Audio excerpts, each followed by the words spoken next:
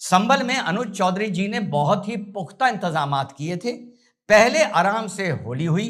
2:30 बजे संभल जामा मस्जिद के बाहर खुद खड़े होकर उन्होंने ये इंश्योर किया कि नमाजी यहां पर आए, और जब उससे पहले वहां से जुलूस निकल रहा था संभल जामा मस्जिद से, लगभग 3-3.5 हजार लोग उस जुलूस में शामिल थे, तो वो खुद वहां पर मौजूद थे ये देखने के लिए कि चीज़ बाखैरियत निपट जाए। और जब नमाज का टाइम हुआ तब भी पुलिस खड़े होके, जैसे कैदियों को ले जाया जाता है ना, डरे हुए सहमे हुए कैदी, कि गलती से कोई गुलाल उनके ऊपर ना गिर जाए, उनको इस तरह नमाज पढ़ाने के लिए ले जाया जा रहा था। संभल का सीईओ है अनुज चौधरी, एक बड़ा विवादित बयान दिया है, कहा है कि साल में 52 बार जुमा आता है, होली एक बार आती है।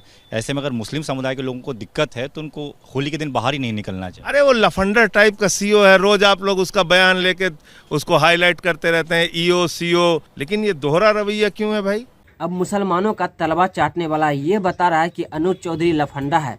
इसको पहले अपने गिरेबान में झांक कर देखना चाहिए, जिसने 10 साल तक दिल्ली में मुल्ला मौलाना को 18,000 की महीना देता रहा। जब लगा कि अब हमारा सत्ता जो है खिसकने वाला है, तब जाकर पुजारियों और ग्रंथियों को 18,000 महीना देने का वादा किया। तो बताइए, इससे दोगलापन और कौन हो सकता है?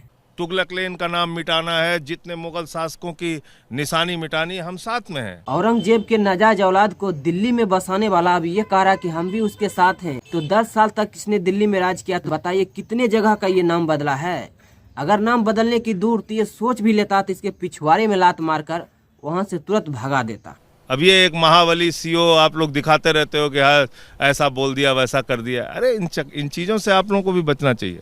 इस अमन में बहुत से वतन परस्त लोगों को बड़ा खुशी हुई, और बहुत से इस देश के नमक हरामों को बड़ी खुशी होती कि अगर उत्तर प्रदेश में हर जगह चिटपुट कुछ घटनाएं होती, 2, 4, 5, 10 लोग मारे जाते, कुछ आगजनी होती, कुछ गाड़ी बस दुकानें जलाई जाती, जैसी बिहार में, झारखंड में, पंजाब में, बंगाल में हुआ है, तो यहाँ लोगों को बड़ी खुशी होती, बोलने का मिल जाता। लेकिन यहाँ पर कोई नहीं बोलेगा, बिहार पे कोई नहीं बोलेगा, पंजाब पे कोई नहीं बोलेगा, बंगाल पे कोई नहीं बोलेगा। बस इंतजार इस बात का था कि मध्य प्रदेश में कुछ हो जाए, बस इंतजार इस बात का था कि उत्तर प्रदेश में कुछ हो जाए। जिन्होंने हमारे धर्म पर अत्याचार किया, उस पर हमला किया, हमारे देश को हमला किया, उनको हटाने की बात। मैं मना कर रहा हूँ, मैं तो कह रहा हूँ हटाओ ना। तो ताजमहल जिस दिन तोड़ना है हमें भी बुला लेना, हम भी चलेंगे, चल के मिलके तोड़ते हैं ताजमहल, फिर एक दिन लाल किला तोड़ते हैं। अब बाबर मुगल औरंगजेब के नाजायज औलाद का साथ देने वाला ये कब से बोलने लग गया है कि लाल किला तोड़ते हैं, ताजमहल तोड़ते हैं? अरे जिनके आकाओं, जिनके बाप दादाओं ने 70 साल तक देश में सिर्फ मुसलमानों का तुष्टीकरण की राजनीति करते हुए, उनका तालवा चाटते हुए राज किया है, वो इस तरह की बातें करेगा तो शोभा देगा क्या? और उत्तर प्रदेश की बड़ी इंटरेस्टिंग बात बताऊं, जगदीशपुर से खबर आई है, उन्होंने मुझे फ़ोन करके बताया कि साहब मस्जिद का एक रास्ता मोहल्ले के पीछे से एक्सेसिबल है। यानी मोहल्ले के पीछे से अगर आप 2:30 बजे नमाज पढ़ना चाहें, वहाँ पर भी नमाज 2:15 के आसपास हुई, तो आप पीछे से भी मस्जिद को एक्सेस कर सकते हैं गलियों से जाते हुए, जिस तरह से हमेशा से की जाती है। लेकिन कल होली के दिन भाई लोगों ने यह सुनिश्चित किया कि नहीं, हम जुमे के लिए लॉन्ग रूट लेंगे, पहले हम मेन रोड पर आएंगे, पहले मेन रोड पे टोपी पहन के सफेद कुर्ता पजामा पहनकर चलेंगे, और समझ रहे हैं ना मैं क्या कह रहा हूं, पीछे का रास्ता नहीं, लॉन्ग रूट लेंगे, यानी 200 मीटर के बजाय 800 मीटर का रूट लेंगे, मेन रोड पर चलेंगे, रेला बनाकर चलेंगे, जलूस बनाकर चलेंगे, और फिर वहां से मस्जिद में एंट्री लेंगे। अब ये किस लिए था भाई?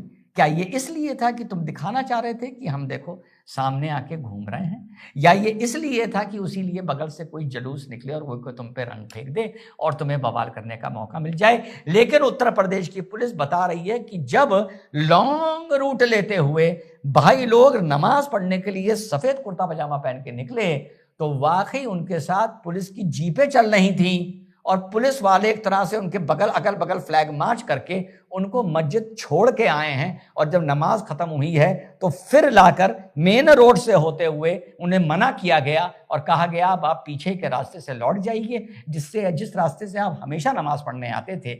और ये जो मेन रोड आज आपने ली है, ये सिर्फ अपनी नुमाइश के लिए ली है और अपना शक्ति प्रदर्शन और अपने जिद का प्रदर्शन करने के लिए।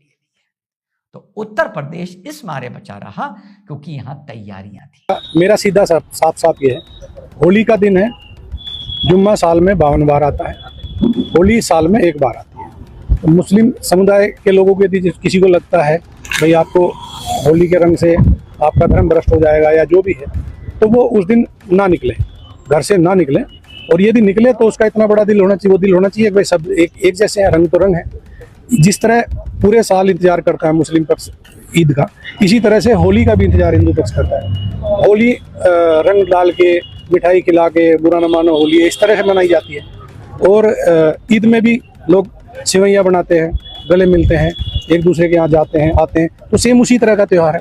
तो आप दोनों पक्षों के लिए, हिंदू मुस्लिम, आप एक दूसरे का सम्मान करें। अब बताइए अनुज चौधरी कौन सा गलत बात बोला है? उन्होंने एकदम परफेक्ट बात बोला है कि जिन मुसलमानों को लगता है कि रंग गुलाल पड़ने से अगर हमारे धर्म भ्रष्ट हो रहा है, मतलब ऊपर जाने के बाद उसको तेल में फ्राई किया जाएगा, सांप बिच्छू से पिछवाड़े में कटाया जाएगा, उनको जो अनुज चौधरी बोला है कि वो घर में रहे।